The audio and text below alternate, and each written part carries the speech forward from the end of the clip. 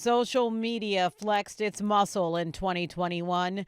Twitter, Facebook, and YouTube banned former President Trump after the January 6th attack on the Capitol, saying his words could incite violence. You cannot use our services to say things which we think deliberately can lead to harm. Small investors mobilized in a buying frenzy over GameStop shares. The stock of the troubled retailer soared, costing hedge funds who had bet against it billions of dollars. The pandemic bought some extra time for taxpayers. For the second year, the tax filing deadline was postponed to give people more time to navigate unusual circumstances. I've never seen anything like this, have you? Drivers felt pain at the pump, from the cyber attack on Colonial Pipeline to damage from Hurricane Ida.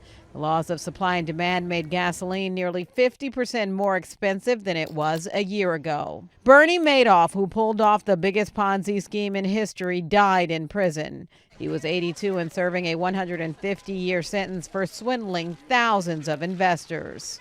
Peloton recalled about 125,000 treadmills after they were linked to dozens of injuries and the death of a child. A former employee blew the whistle on Facebook, telling Congress the social media giant knew it was causing harm. So Facebook knows that they are leading young users to anorexia content. Weeks later, the tech giant changed its name to Meta as part of a larger rebranding. We're going to be metaverse first, not Facebook first. The unemployment rate dropped back to 4.2% as employers scrambled to find workers. We're trying to hire more baristas, we're trying to hire cooks. But American workers had different ideas. 4.4 million quit their jobs in September and another 4.2 million in October, in a trend known as the Great Resignation. The pandemic may have influenced it in that I think it changed my mindset. Pandemic shutdowns led to a global shortage of computer chips used in everything from cars to smartphones.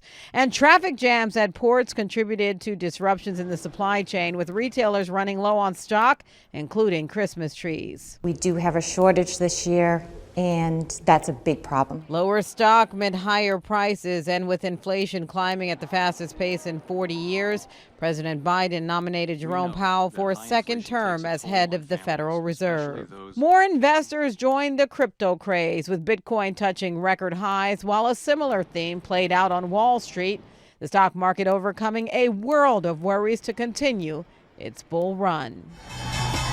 Diane King Hall, CBS News, New York.